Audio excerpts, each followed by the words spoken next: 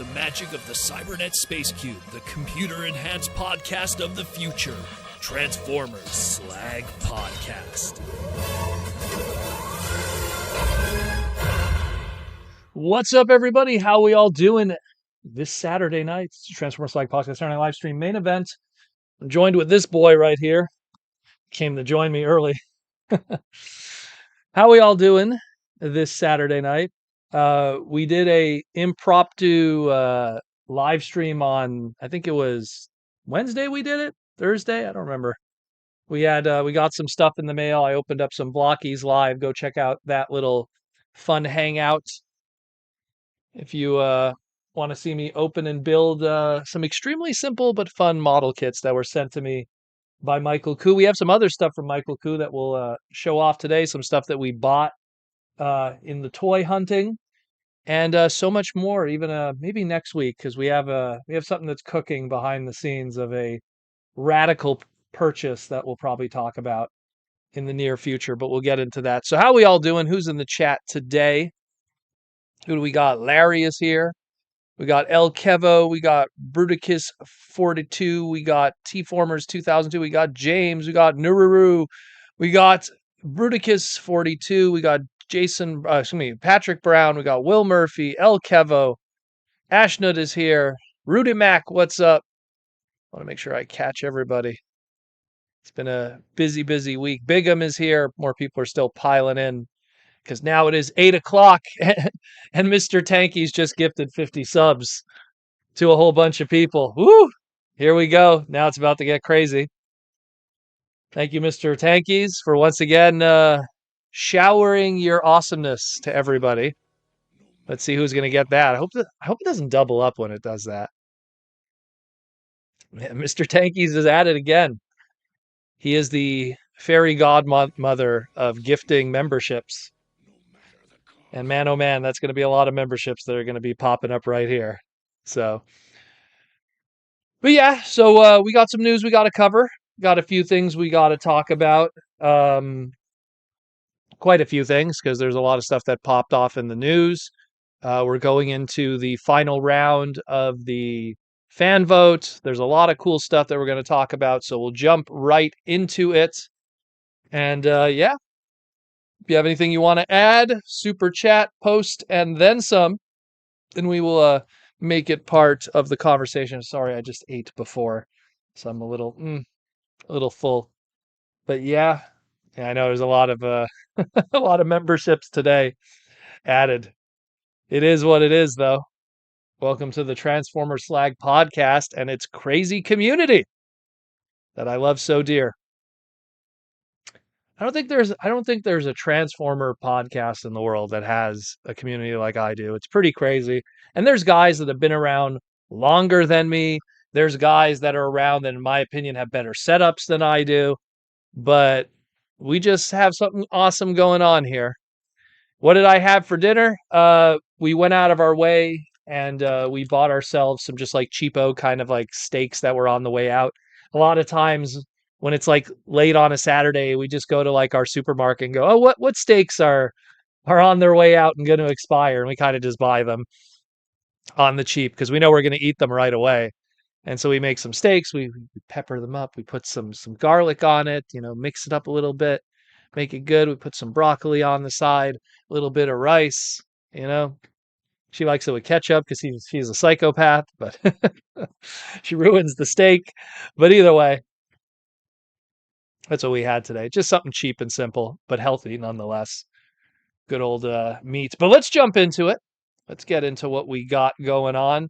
We have a lot of blocky stuff to talk about, not just from what Michael Koo sent me, but also just in terms of what's going on in the news. So we got the Moku Mega Optimus Prime Brown Bear crossover. I had to honestly ask my wife what this was. And she's like, oh, that's Brown Bear from Line. And I'm like, of course you would know what this is. So this is a 11 centimeter tall model kit. I like the cockpit. That's pretty cool. With the little viewing globe and the little gears and everything and the readouts. I mean, that kind of sells it for me, just the whole cockpit kind of layout there. But you got like three other characters there that I guess are based off of line characters. I don't know. She'll have to explain it to me one day. And so there's going to be this model kit, and then supposedly there's also going to be a super limited pink edition. It's odd because it's not like Valentine's Day is coming up. Maybe there's some kind of holiday in China that I'm not aware of that involves white and pink. But there's going to be 99 units of this, a limited version. So that's also a thing. But otherwise, I think it's pretty cool. Kind of reminds me of the Funko Pop Soundwave that they did not too long ago that has that opening cockpit. You could put the Frenzy in there or the Rumble, depending on how you want to argue it. But I mean, I still think it looks kind of cool. I mean, I don't understand the bear thing, but the cockpit's kind of awesome. So that always kind of speaks to me from a giant robot mecha kind of thing. So I dig that. Very, very cool. Yeah, yeah. Bob, I remember the print you gave me. Actually, it's right over there. I don't want to mess with the camera, but it's right over there. It's the one that you got from Marvin. Very, very cool. Very, very cool. Thank you again. But yeah. So yeah, hey, check it out if you're interested. I know my wife was kind of like, "Oh, that's kind of cute." And she does build like, simplistic kind of model kits and stuff too. I'm trying to get her into the model kit game. She built a Ava unit 1 from like I think the model kit was from like 1997 or 98. So she's already above standard for gunpla and pla mode kind of stuff. But very, very cool. Very, very cool indeed. Mateus, what's up with the membership? Yeah, yeah. But then, of course, we also have this one here. This is interesting because it comes hot off the news that was said that we're not going to be getting any Transformer 1 model kits from Blokees after the Megatronus Prime, but it looks like we are getting more. We're going to get an Action Edition Optimus Prime based off of his Transformers 1 design. From what we could see thus far, he comes with the blaster from the trackers. He comes with his normal faceplate without the mask and with the mask. It looks like he's going to come with his Energon axe, multiple different hands. Again, I can't stress enough. Let me just turn around for a second and grab. One moment. Giggity. Got to turn around and grab it. But yeah, I always keep the box nearby. I love the Action Edition stuff. This is what I would want from model kit stuff. And I mean, they're just amazing. They always have like tons of stuff and lights and everything. And chances are, I'm going to take a guess here that the Transformers 1 logo that's there on the front of Optimus is probably a light activation logo. You're probably going to take that Transformer 1 logo and tap it on his chest, and the Matrix of Leadership will glow in there, judging by the image on the left. Just a guess based on the Action Edition stuff I've built up to this point, and they all have kind of a similar vibe of LED lights and multiple hands and customization and stuff, and I think they're fantastic. And I'm going to buy more of them because they're cheap, they're fantastic, they're cool, they're big, they're, for lack of better words, they're blocky. They're big and blocky, and they have great articulation, and they have cool internal building details too. Like probably with this one too, you probably build the internal skeletal structure of the legs and everything, like the Optimus. So I'm down for that. I'm down for that. And again, Action Editions. I mean, damn, I wish I had. It's in the display right now, but you know, like Action Editions are about, they're almost kind of like small leader class in a lot of ways. So they're pretty good figures. They're pretty good figures. I dig them a lot. They're really, really good. So check that out too. We don't have a price yet, but if, whatever it costs for the Optimus and the Megatron and the Soundwave, I'm imagining it's going to be in that ballpark at some point. And again, because it's blockies, it's probably going to be affordable. Faux show. Faux show. Then, of course, we have the Galaxy version, the latest one, Wave 8, that dropped. And finally, we have the debut of Hot Rod in his Galaxy version, as well as the return of the box edition stuff, which is what the Arc is going to be. If you're kind of curious about the individual explanations of all of these releases, what's happening with it all, what's the box edition stuff and the storage boxes, go check out my individual segments I recorded yesterday about these. We go into visual details and the whole story with that and what storage boxes are and all that kind of stuff within the Blokees vernacular. And yeah, but very cool. I dig it. Again, I love Blokees. Again, it's I feel like a broken telephone, but I love that it gets people into building model kits on the most base level, and they're super fun. They're extremely affordable. You know, you just need to look at the right places. I know some people are saying to me, "Where are you buying your Blokees so cheap?"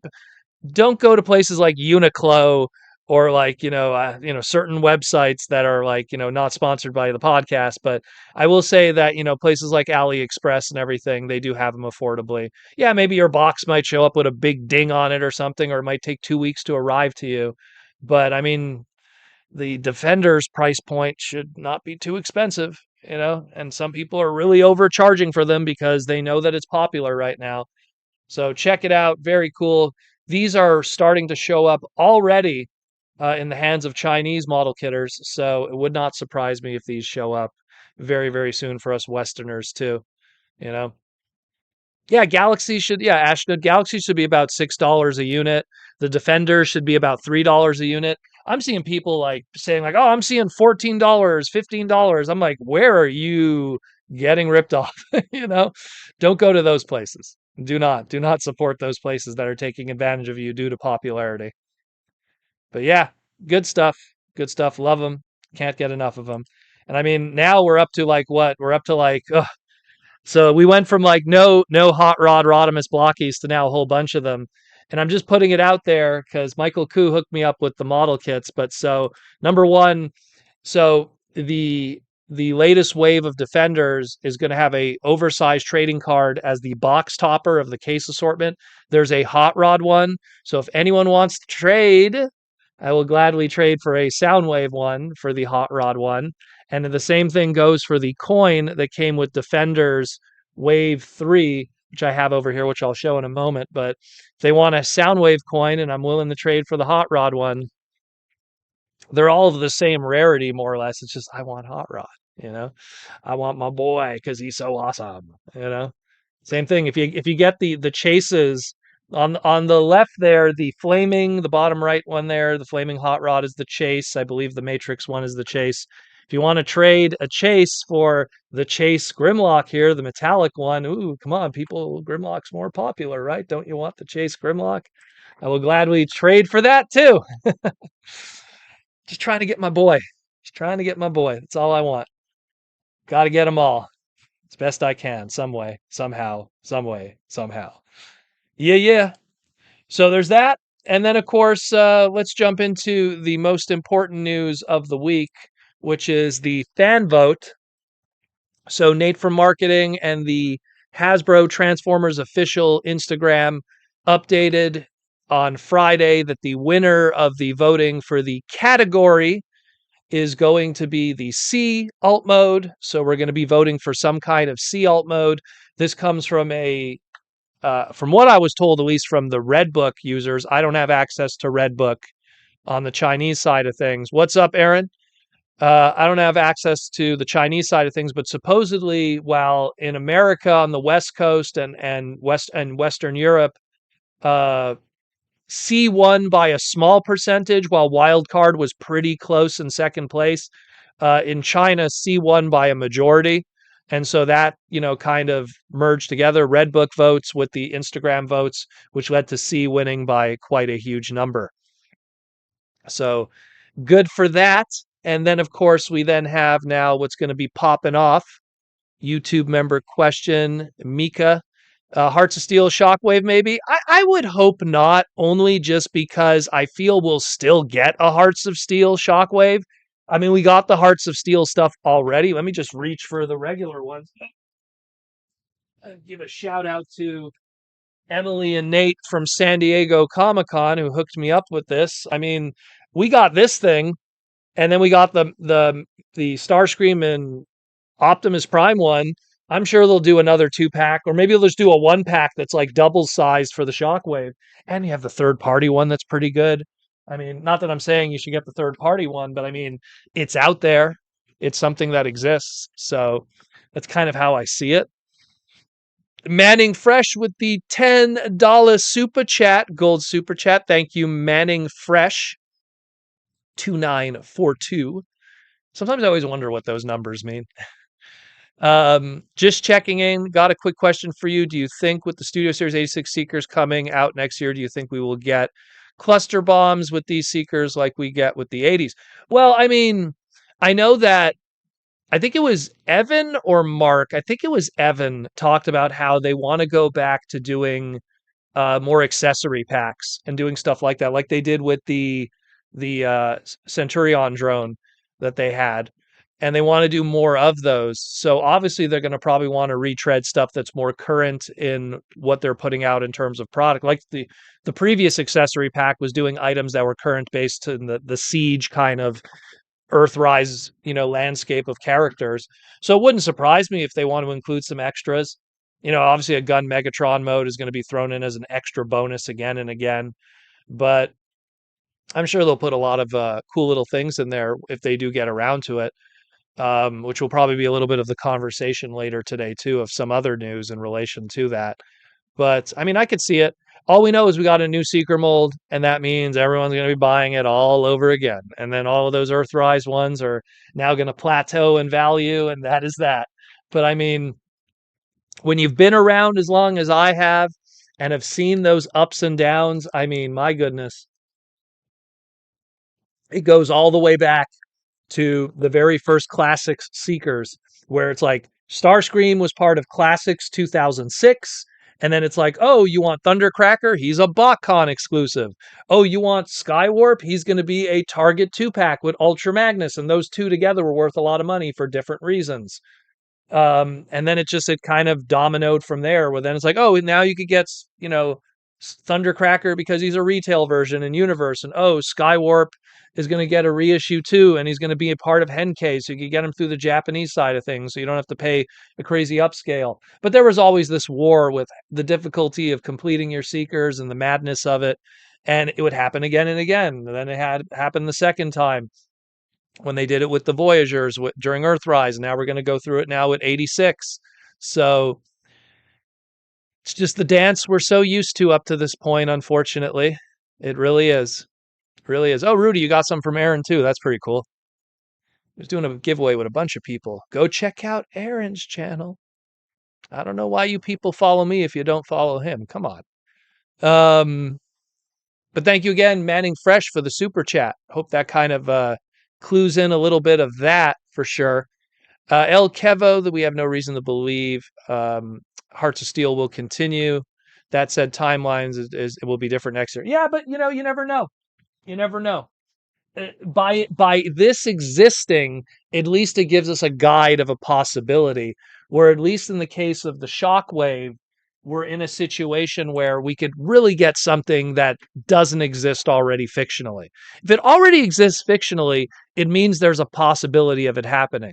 But something that's completely off the wall is a different story. Now is an opportunity to do something that's different, that's off the wall, that hasn't been done before. And again, the votes are a speedboat, a submarine, some kind of creature, and a hoverboat.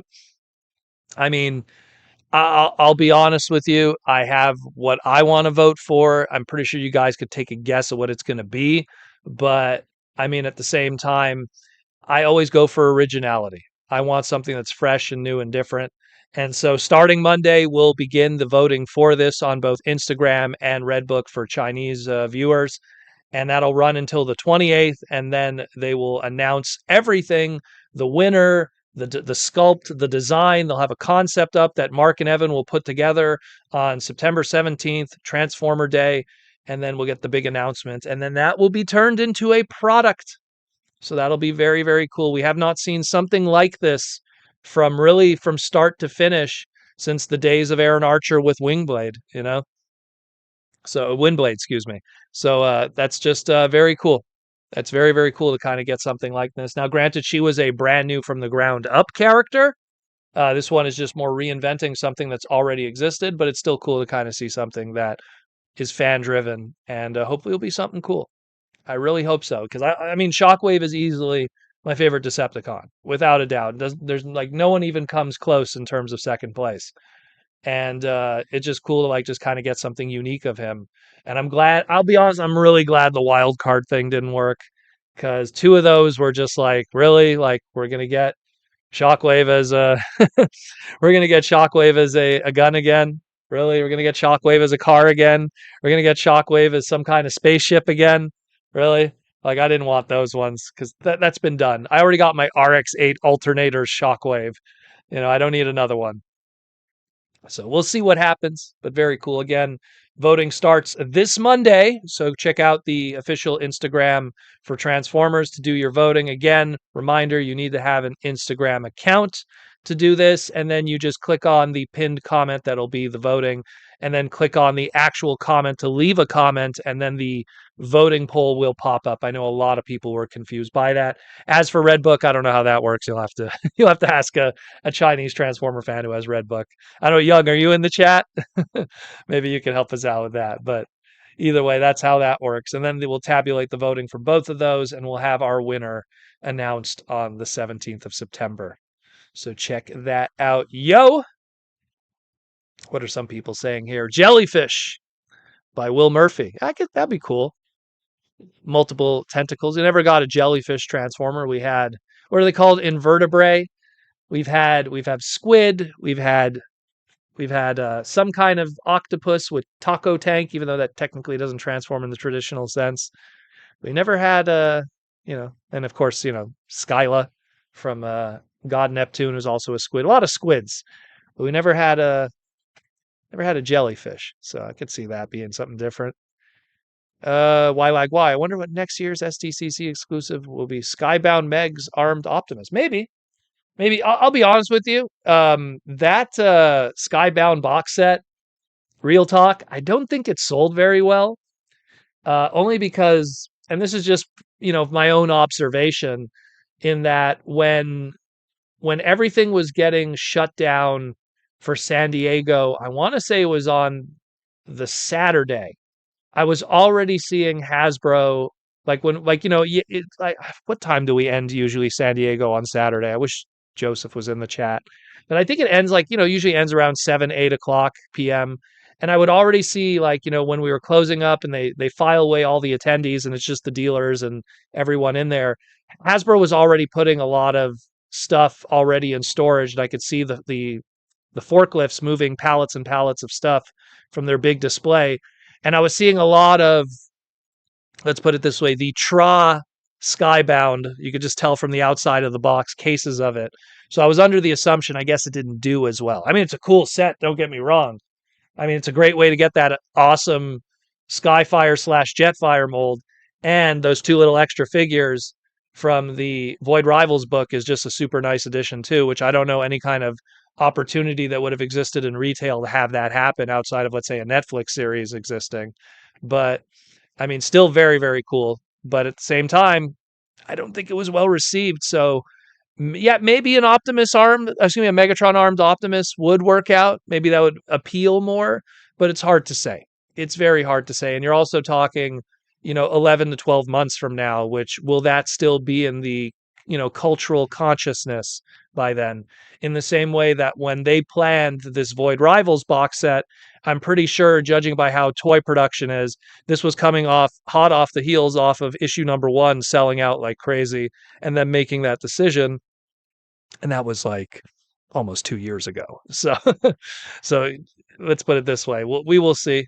We will see. I mean, but it's a great set. Don't get me wrong. If you could get it pretty affordably, I don't know if it's still on the Hasbro Pulse store, but if you could get it affordably, check it out. It's pretty cool. Just for the two human figures. Well, alien, humanish, humanoid figures, if you will. I'd reach over to grab mine, but Butters is sleeping next to it, so I don't want to wake him up. Either way. But yeah, very, very cool. Very, very cool. But yeah, so again, voting's going to happen, and that will be that. So check that out, yo. Then we got our latest episode of Transformers Cyberworld. Very fast-paced. Starscream makes his debut in that one. Also kind of related to what I picked up today, too. But go check out that episode. Episode 6 is now on the official Hasbro channel. Just over there. Go check that out. They're also a sponsor of this channel. And yeah, go check that stuff out. And yeah, they're 5 minutes, but I mean, right now we're up to 6 episodes. So at 5 minutes, you almost got a full episode there. You almost have a actual full runtime episode happening. And it's not too bad. There's always nice little nods to things in the background and stuff. And the crew who are behind it, they seem to be fans themselves because there's a lot of that kind of loyalty to some of that source material. So very, very cool. So check that out. That's out. That came out. I think it was like a 10 a.m. this morning Eastern Standard Time. It came out. So check that. And then we have some news here. Fan Expo Canada is this weekend. Fan Expo Canada is probably the closest that Canada has to San Diego Comic-Con. And Hasbro had a booth there. And there was an individual that was at the convention named Troy Collects, and he talked with some of the Hasbro crew and asked some stuff. And Troy Collects is a Marvel Legends and Black Series collector. So, and that's really what was the focus that weekend. There wasn't really Transformer stuff at Fan Expo. They were showing off some new Star Wars and Marvel Legends stuff there. And supposedly, I mean, don't take my word for it. Maybe Troy misheard it, but supposedly we are going to be getting no PulseCon and no 1027 event. PulseCon, of course, being kind of the online replacement of what BotCon used to be in terms of Transformers. And 1027, which always happened October 27th to celebrate all of Hasbro's history and stuff, the 1027 event supposedly will also not be happening, and they'll be focusing on other stuff such as New York Comic Con and so on. So we don't know. We do not know. We'll take this with a grain of salt for now, but he is on the floor right now in Toronto at the Fan Expo. So we'll just take it at face value, and we'll see what the official word is when the time comes from Hasbro. Maybe if Nate's in the chat or Mark right now, maybe you could give us a little insight. But if not, we'll wait for the official announcement then. Olden Tolbert with the $2 super chat. Everyone wants a Spino Shock so freaking bad. Well, Spinosaurus would have to be probably under land if it would have won, and then creature, I would imagine, no? Because at this point, I don't think Spinosaurus falls under sea unless my paleontology knowledge is completely flawed and incorrect, which I would not speak much against because I don't know too much about dino names outside of the basics. Cringe McCringle, howdy proto, joining from a food truck this weekend. What do you guys sell at the food truck, Cringe? I'm kind of curious now. What is being sold at the food truck so we can make everyone hungry at this late hour? I'm very curious what we're going to be hearing sizzling in the background as my voice is talking. Yeah, sad to hear again about the PulseCon thing because it was always nice to get some kind of PulseCon exclusive. But then again, maybe this goes back to what I was saying about San Diego. Look, the San Diego exclusives didn't sell out. So maybe it's just one of these things where it's like, well, if the San Diego exclusives didn't sell out, what are we going to do if we do some crazy online exclusive? We have all this supplemental material of San Diego stuff across all the different platforms. Why don't we just give people an opportunity to maybe pick up that San Diego stuff? So one way to look at it. One way to look at it. But we'll see. We will see. Cringe McCringle says chicken tenders and chicken sandwiches. Well, I'm down for some chicken tenders with some sweet and sour sauce. That's some good stuff. I actually like Costco's chicken tenders. Those things are huge and they're not bad because they have a lot of real chicken breast in there. So that's really good. Fried butter on a stick. I don't know about that, Aaron Archer. That would be a little too much. Although butter's not too bad for you. It's margarine that'll knock you out. But yeah, very cool. Very cool. Very cool, Cringe. Have the best of fun over there, sizzling away. Sizzling away. But that's more or less it for the news. But again, it really falls into what's going to be happening with the fan vote and stuff. And we'll see what happens with that because it's going to be a nice heated Monday to Thursday, and then the long wait while Mark and Evan put together a concept to reveal for Shockwave or Laser Wave. We'll get into some sponsor stuff, and then we'll talk about what we got this week from the old P.O. box and stuff that we picked up, and then we will open it up to questions with the fans and enjoy the next hour or so that we have here on the live stream. And thank you all for joining me today. Again, I apologize about the surprise live stream we did a few days ago. We just wanted to have some fun and do a little something on the side. So let's get into some sponsorship stuff first, because they're the ones that keep the doors open outside of you beautiful super chat people and YouTube members. So we got Symbiote Studios, all the plush and pins. More of the inventory has been restocked on their website. Thank you again for everyone who's been buying this stuff and it's selling out like crazy, especially the Shockwave that sold out and had to be restocked, and the Soundwave Superior. So all of those are being restocked slowly on the store, as well as the Dino bots. It's been pretty nutty. And today I'm rocking the Soundwave shirt. And of course, to celebrate my boys' success in the voting, the pin too, which you can pick those up at San Diego Comic-Con.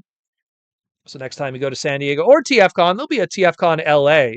So if you go to TFCon LA, you'll be able to pick up some Transformer pins from Symbiote Studios. I'll probably be by the booth there too that weekend. We will see. It's still so far away. What is that? March? It was just announced. I think it was just announced. Was it public? I think it was publicly just announced today. I remember seeing something that TFCon announced their West Coast date finally in March. So that's some good stuff.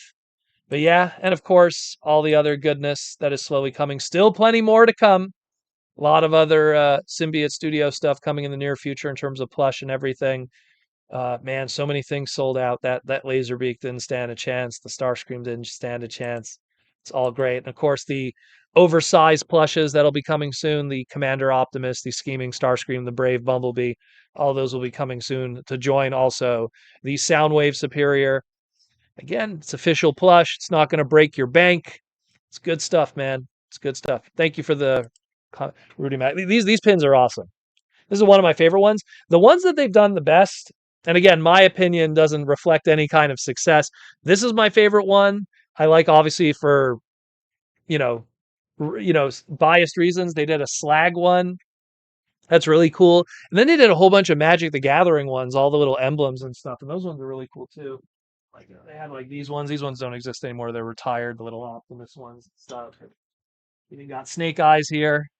That one's retired since then. Whole bunch of them. I love what Symbiote does. If I'm gonna have a sponsor, it's got to be something that resonates with me. A lot of times I get sponsor offers all the time, and it just isn't the vibe, and I don't like it. Like when we had an Anda Seats, that was the vibe. Makes sense. Still using an Anda Seat, even though they're not sponsor anymore. I dig it. Down for that. So check those out. They're all good. And then, of course, we're going to be getting Swoop by March.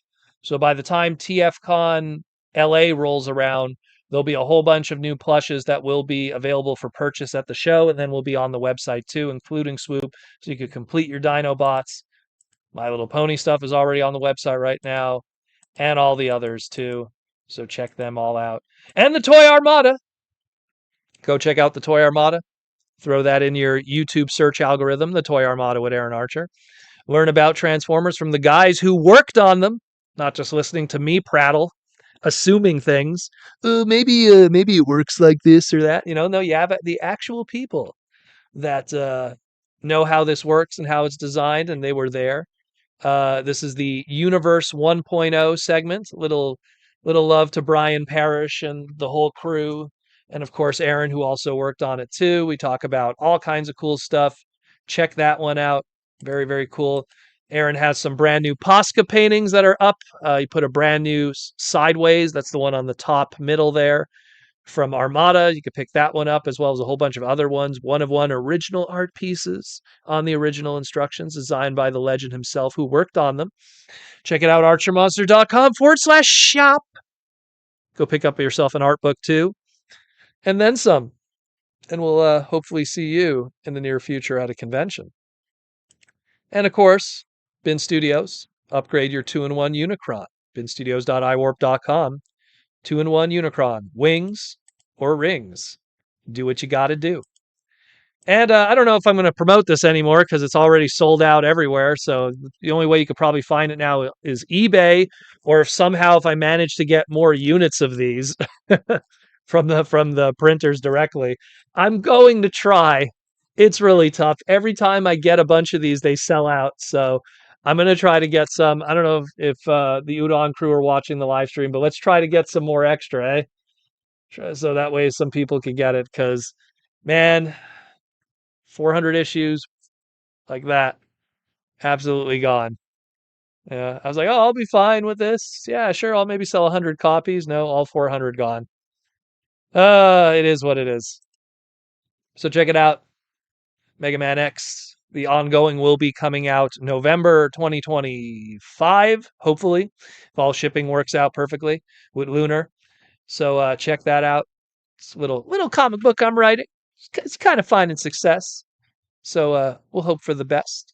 We'll hope for the best. Tom Laney says, Mr. Archer, are you going to be at Columbus? Aaron, will you be at Columbus? People want to know. So let's get into some of the stuff that we got in the P.O. box. And again, thank you for all the sponsors as always. So Michael Koo sent me a bunch of stuff in the P.O. box. So the big one, which was go check out that live that I did just a few days ago. We cracked open a box of Blokees Defender version Volume 3. Of course, the goal was to get Shockwave and my boy over there. And then, of course, I learned about these coin things that I didn't know about. And there's a hot rod coin, which we didn't get. So if you have the hot rod coin and you want to trade for the Soundwave coin, I am down for that. But again, very cool. Thank you again, Michael, for that.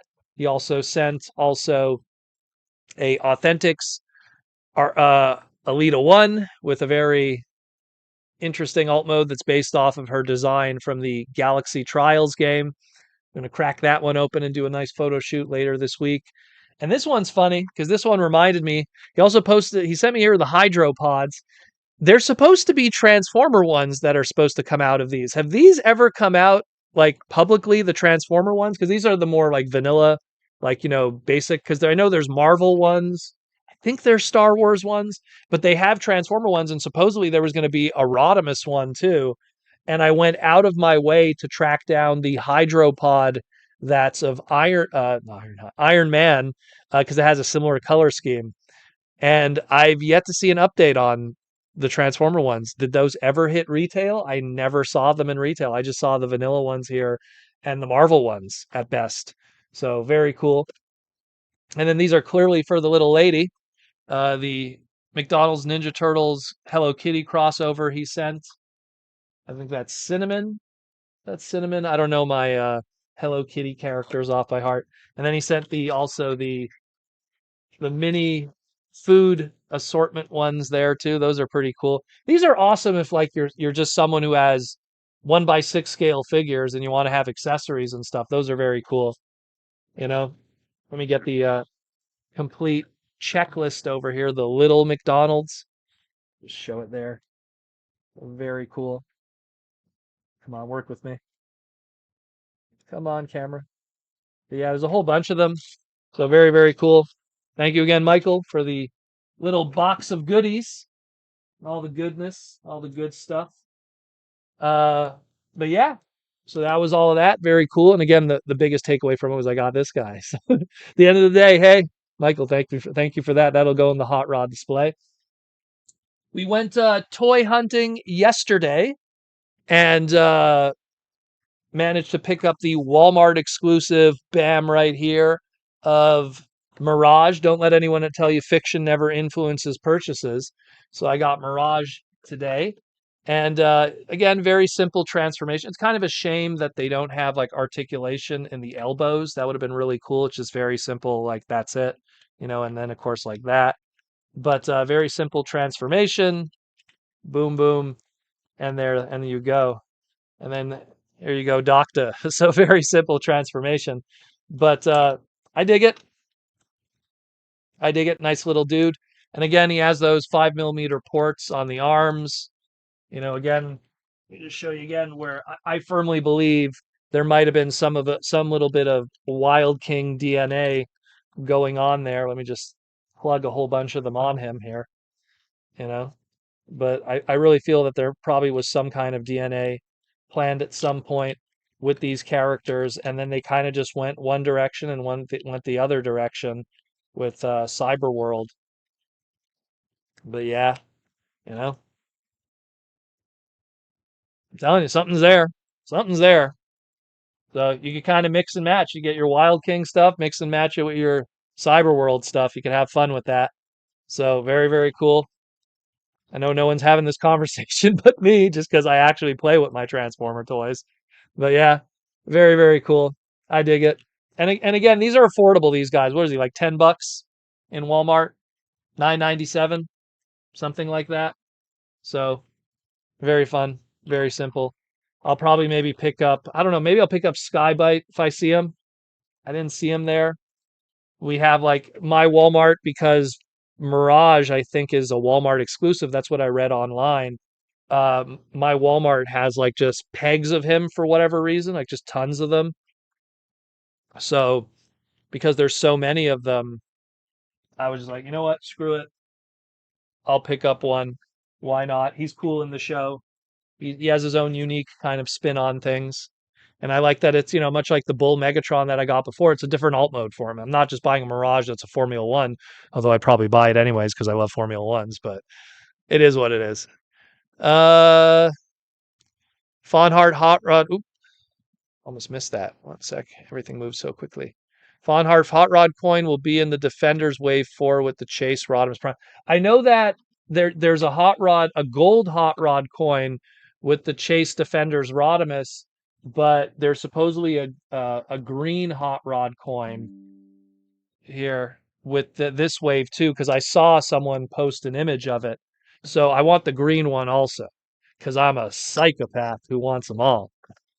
So got to get them all, and I'll trade my Soundwave if you want it. I don't want the Soundwave. I want the hot rod one. Um, where are we at here? Cringe. No, he's talking to Tom. Maybe we're gonna get Wild King eventually. Wild King stuff is amazing. Like I'm telling you, like when my next Japan trip comes, I am gonna have to hold myself back from buying it because man, they are so cheap over there. Like I can't stress like I mean 770 yen. Come on. Like that's like almost $5 American. Like and they're so cool. Like after I bought Captain Volca, I was like, we should have bought more. And we weren't going to go back to that store because we took a bullet train to Don Quixote. I think I bought, was I buy from Don Quixote? Did I buy it from Don Quixote? I don't know. All the stores merged together. But we took a bullet train to that location. Then we came back and I was like, man, I should have bought them all. I should have bought them all. I was like, oh, I'll just get Captain Volca because a dinosaur is cool, a fire dinosaur. But, they're so good. They are so good. But whenever I end up back in Japan, hopefully the displays will still be there and the cheap prices will still be there. We don't know what's happening because right now in Canada we have strikes happening with the Air Canada stewardesses or air flight attendants, whatever you want to call them. So right now all the flights are so nothing's happening right now with flights. So no flying to Japan anytime soon. We'll see how that goes down. So you're stuck with me for a few more weeks until we figure that out. Probably the next con travel will be maybe TF Con Chicago, unless something happens in between that I'm forgetting. I always forget. Oh no, wait. There's a video game show, the Mississauga video game show in Toronto. I might end up at that too. So that's in September. We'll see. I'll keep you guys posted on that. Sarah, what's supposed to be the retail for the lunar thingy Optimus? That darn thing on Amazon is at $100. Ooh, I don't know. That one that's been out for a while though, so that one's hard to tell. If Amazon is asking 100 and it's not a third party that's selling it, then that's probably what it is in MSRP. But again, if it's on Amazon and it's 100, that's hard to say if it's a third party selling it. Cream McCringle, buy Wild King just for you. Well, I have to go there first before I start getting it. Who knows? Who knows when I'll be back in Japan? Unfortunately, now that the everything is grounded, and the problem with that is when the strikes happen, it also pushes back all the other flights. So even when the strike ends, all those flights have to catch up before my flights will happen. So it's going to be a mess. It is going to be a mess. Ashnote says Lunar Prime was $75 on Pulse, so that sounds like that $100 one is a third-party seller, so do not buy from them unless you truly are that desperate. But yeah, Tom Laney, always got to be something. It's always got to be something, man. It's always got to be something. And it's something where, I mean, I don't want to get too much deep into the semantics of it, but at the end of the day, I feel that, after that strike's over, it's just going to hurt everybody because the corporate side of it always wins in the end. And they're going to be like, oh, you go on strike? Well, we'll agree to your demands, but by agreeing to your demands, we'll just increase the price of all the flights. And then we'll make everyone else pay for it indefinitely until the end of time. So in a way, you going on strike made us more money, So it never. I used to see that all the time with smaller companies and stuff like that. We never win in the end when it comes to that. A corporate organization will never lose money to appease their stockholders in any situation ever. Ever. God forbid they 1 quarter it goes down minus 1%, and then all of a sudden they lose all their stockholders who have no care for that company whatsoever, aside from short-term gains.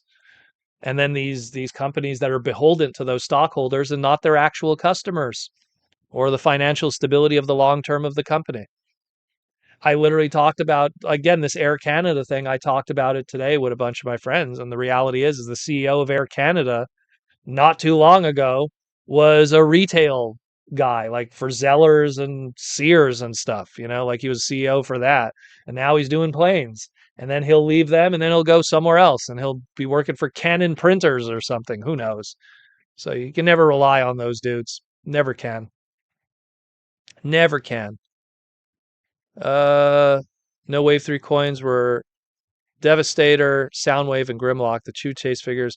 Really? So then what did I see? Was it a Grimlock coin? Was it not a Grimlock? Was it a Devastator coin that looked like Hot Rod?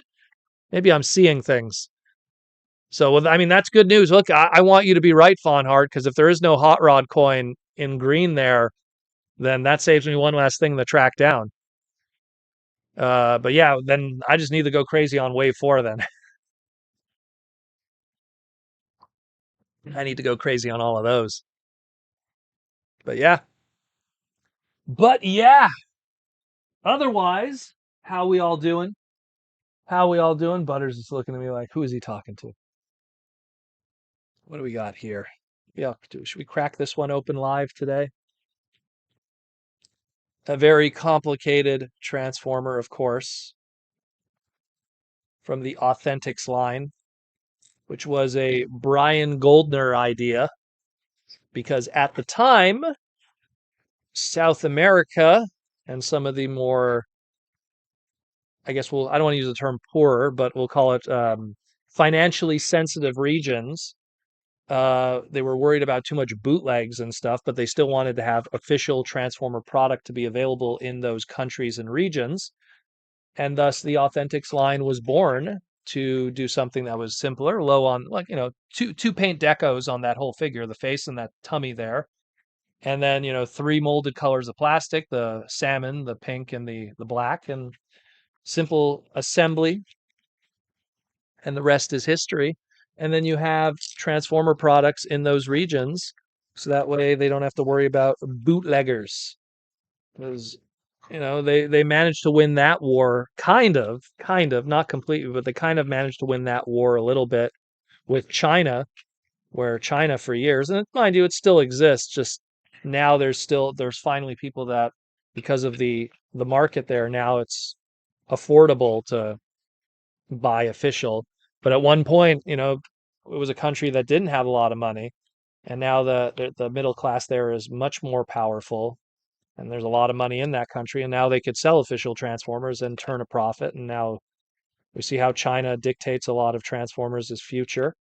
But something like, again, these Authentics, they got to be what they got to be for those regions. And I'm going to cut my hand open because I don't have my what do you call it? my pliers with me nearby. Didn't plan on opening this, but those places all went boom. I guess you're referring to some of those companies there that went dead because of CEOs and stuff. That's for sure. Uh, did you get anything during the Amazon sale? No, I didn't. I was way too busy. During that Amazon sale, I think that was during Otakuthon? I know that I didn't have time for any of that really. Didn't catch anything. Can you say China like the orange guy? You mean Hot Rod the orange guy? Let's see, an orange guy who's the leader of a large group of people, who sometimes is beloved by others but not beloved by others. I guess you're referring to that orange guy, right? I'm Canadian, so I don't care. Unless you mean China. Uh, yeah, look at that. Very so. Kind of has a Jay Decker head sculpt on it. I don't know. Maybe it's just me. Anyone knows Yusha J. Decker? Kind of has a similar head sculpt. I could almost see them like if Bakon still existed, you could have painted this as like Jay Decker. Very simple transformation. You could clearly see it just from the back here. Boom, boom. You're halfway there, and then fold it over. Very cool. We're doing it live. But uh Proto, we all know you're a car guy, but do you like motorcycles?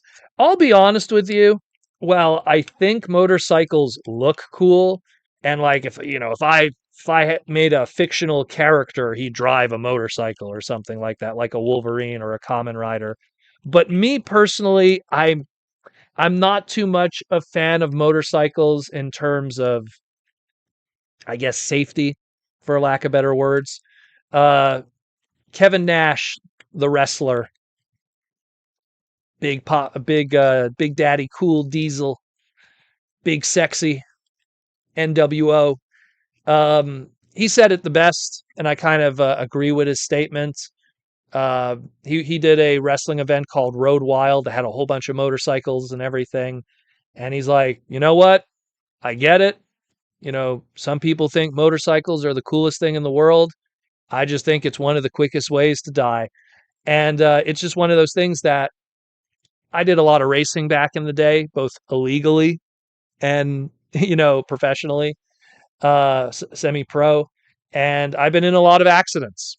I will openly admit I ran into a tree doing drifting in a white 86 Corolla back in the day, just screwing around. And because I am in between, 2 tons of metal in between that, I walked away from that.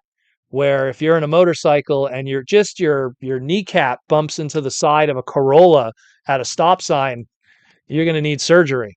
So it's something where I think they look cool. Don't get me wrong, from a mechanic standpoint, they're extremely easy to fix because the engine is right there and accessible, and they're two-stroke engines in general. Obviously, there's much more powerful Harleys and stuff that is way outside of my knowledge base, but they're fairly easy to fix. But in terms of me wanting to ever use one, no, thank you. I like cars way more than scooters or motorcycles or stuff like that. I think cars are way cooler and they're much more safer. They have crumple zones. That's not just the name of a transformer, it's a part of car science, So it is what it is. That's just my short answer to that. And again, I agree with Kevin Nash. To some people, it's the coolest thing in the world. To others, it's a really quick way to die. And a lot of wrestlers either ended their careers or almost ended their careers or died from motorcycle accidents. So I think I see where he's coming from with that too. What was his name back in the day from WCW? Messed himself up pretty bad in a motorcycle accident. Lex Luger also messed himself up in an accident too. But what was the other dude? Had the mustache and the curly hair. He was really popular in the early 80s. Dusty Rhodes brought him in. Why am I blanking on his name? Someone in the chat will get me. I'm pretty sure he means grapple. Did I miss a conversation? Which grapple? Organ donors? Lag Y, you're out in the country or in Europe. It's a very nice cruising on a bike. But here it's too risky with other drivers on the road. Well, that's just the thing is like, you know, I'll be on the 40, which is like the main highway here in Montreal, and I'll see some motorcycle guys just zoom by me at 130 kilometers an hour when I'm doing 100. And I'm like, man, all it takes is one mistake and that's your life. You're done. You're in a wheelchair. It's just you and the asphalt at 130. If I screw up at 120 in a car, yeah, I'm going to get messed up, but I'm going to walk away probably from that, you know? And that's kind of where it gets a little rough. Magnum TA, thank you. Thank you, Albert. Magnum TA. Magnum TA, motorcycle accident too, messed up his whole career. And that guy was going to be huge. He was going to be like the next Hogan or something. And not Hogan, I don't want to say Ric Flair, but he was like going to be the next big guy in WCW back in the early 80s. Rick Rude, unfortunately, his back injury came from, unfortunately, hitting the side of the ring during an event. Now, Hogan's back injuries came from doing a million leg drops. Hogan had a really good finisher with the Axe Bomber with his big arm in Japan, and why he did the leg drop and ruined his career by falling on his butt every night for 30 years. I'll never understand that. You never want to have a finishing move that hurts you in the long run. El Kevo, yeah, the people on motorcycles in Phoenix are suicidal. I hate driving down. I always see seeing gnarly wrecks. Yeah, it's rough, and I've seen some of those gnarly wrecks, and that's why like I have that opinion. Even when not even motorcycles, even scooters and stuff. Like I see guys, they get into accidents with that stuff, and it's rough, man. And it's just like to me, it's just like you know, you're moving faster than evolution ever intended for you. Let's put it that way. And if you're moving faster than ever evolution intended for you, that means that this squishiness is not going to be able to take the damage, so to speak. So you want to kind of put an armor around you as best you can, and that's what a car is, especially a car with a good crumple zone. So that's always been my kind of long, short answer on that. I think they look cool. Wolverine on a motorcycle, Kamen Rider on a motorcycle, Ghost Rider, Danny Ketch version specifically, on a motorcycle. We all know your racing street as Initial Daniel. No, the D in Initial D is Dream. For anyone that wants to know that, not Drift. But yeah, man, that brings me back. Wish I had photos of that stuff nearby. There's old photos of me with my 86 Corolla on DeviantArt. No joke. You'll find my old DeviantArt account on there from like 2001, easily more than 20 years ago, 2 decades ago.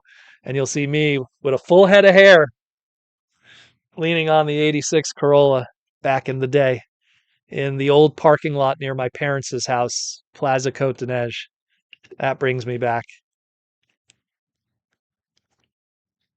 Uh, oh, that sucks to hear, Link CW. But see, that's what I'm talking about.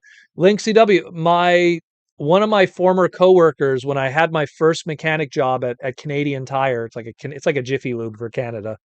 One of my former coworkers, Jomar, Filipino dude, he lost his dad the exact same way. And it was ironic because he lost his dad that way and he still wanted to get a motorcycle. And I was like, bro, like, yeah, normally that would have been like a learning experience, you think, But it is what it is. Akira Toriyama drew a mean motorcycle, says T-Formers 2002. Yeah, and he had a small motorcycle that he used to drive around downtown Tokyo just to kind of clear his mind. That was one of his ways. That was like his driving, his artistic muse, if you will, is whenever he would blank, he'd go for a little motorcycle ride, and he kept his motorcycle in his office, which is pretty badass. I will give him that. But getting both a motorcycle license and a driver's license in Japan is a million times more strict. So I could only imagine, and again, Japan is just way more respectful. Let's put it that way.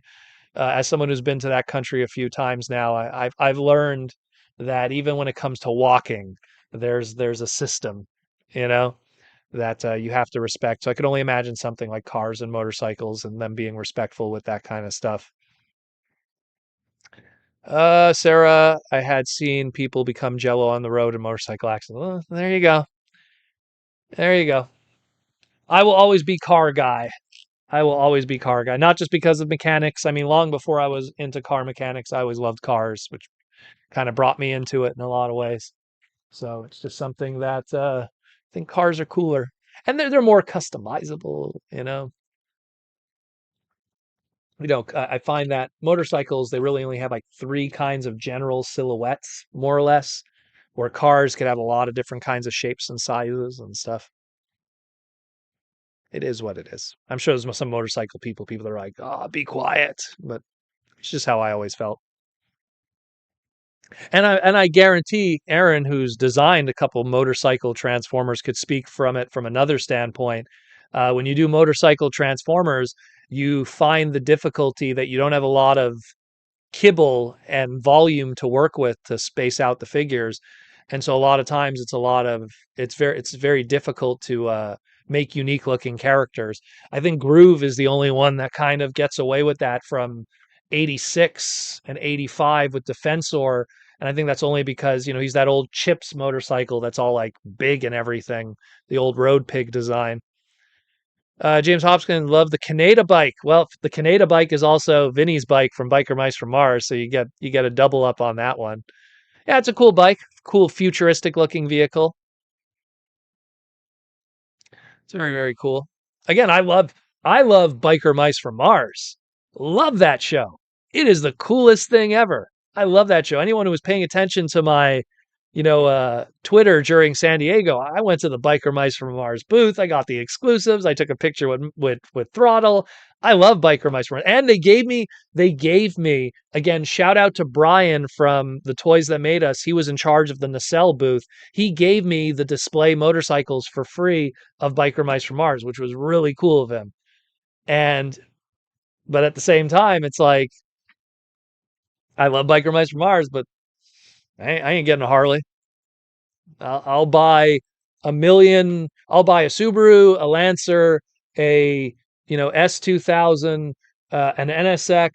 I will buy a million cars that I could think of off the top of my head. I'm not even saying Subaru. I'm just saying like a whole bunch of others. Like a Nissan, 300ZX, a Nissan 350Z, Honda, a Honda like Acura Integra. I'll buy any of those cars before I'll ever buy a motorcycle, ever. Because all those cars are way cooler, way cooler, have way more history in my mind. Even though some of those companies have origins in motorcycles, but regardless. Uh, Core Class Mohawk turned out good. Yeah, he turned out good, but think about it. He still had to be a very skinny character. That's kind of the flaw, unfortunately, with motorcycle transformers, is they all have to be very thin. Try doing a motorcycle striker, a motorcycle lug nut, you know. Good luck there. Gonna get very thin rail characters in terms of storytelling. But yeah, did a pretty good job with the Junkions. Junkions were always also kind of unique designs. They all had also that Chips kind of design, very 80s motorcycle. So that's kind of a holdover of that. Again, it goes all the way back to the first Rekgar figure from 1986. Very bulky. Again, when you look at motorcycle transformers, and I'm pointing at the wrong area, that'd be the G1 area there. When you look at motorcycle transformers back then, it isn't until you get to the laser cycles where you get that more sleek kind of design and you get the speed bikes and stuff. But up to that point, you had Rekgar and if you want to count what's his name there, not Crosswise. Oh God, the Ultra Pretender. Why am I blanking on him? Red and yellow. Which I mean, that's a big chunk of plastic, so that one almost doesn't even count. But and then if you want to count like the more futuristic bikes from like the Technobots and stuff like that. But see, Cycle's a good one too. But again, Cycle's like a weird futuristic motorcycle. There's a few others though. Do I want to grab the old GoBot book? There's a few others. They have a few other good ones. But again, those more bulky kind of motorcycles. I think his name was There was another one. Oh my God, what was his name? Knight Rider, something like that. Not Knight Rider, David Hasselhoff, something like that. Vroom. Thank you, T-formers. That's it. But that's a weird one because that's like an ultra pretender. That almost doesn't count. So much extra plastic on that. Armada Sideways is chunky, but so is every other Armada toy. That had to encase and hold a whole bunch of other gimmicks and everything. Sideways, when you look at his animation model and even his PVCs, he's always very thin. It's just the Armada toy had to be chunky. Night Ranger. Thank you. That was the one I was thinking of. Was I thinking Knight Rider? It is what it is. But yeah. But again, it goes for skinnier designs. So I like cars. Cars are always fun. But in the case of Shockwave, I don't want him to be a car. He's been a car. Let him be something else. Let him be something else. Very cool. Very cool. What do you guys think of Cyberworld? Do you like the show? Have you bought in any of the figures? I mean, look, two decos, one, two, three, four, five hits, five deco hits, six actually because they paint the arms too. Six deco hits, two colors of plastic pretty much because the black here is actually painted, so it's just like two mold pieces of blue and white. But it does the job. The five deco hits make up for the two molded colors of plastic. Kind of a semi-auto transformation thing going on here, very similar to the old flip changer jets from Machine Wars that were later used in car Robots in Disguise and Beast Wars Second. But I dig it. I dig it. It's cool. I think I want to get the Starscream when that one comes out. That one's not out yet. But definitely I'm going to be gunning for the Skybite. Get myself a car shark, so to speak, when that happens. Yeah, motorcycles are cool until the rain starts. Oh yeah, I hear you on that one. That's another one too. Like, as a toy collector, like imagine if I buy a whole bunch of Transformers, is that little boot in the back there, is that going to hold everything? So again, I understand the hip factor of it.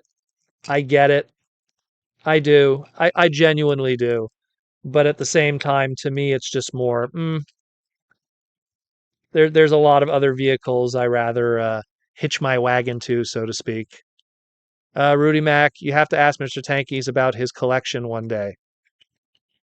Well, is he in the chat? Because I would gladly ask him now, and then I'd read it out loud. Is he in the chat?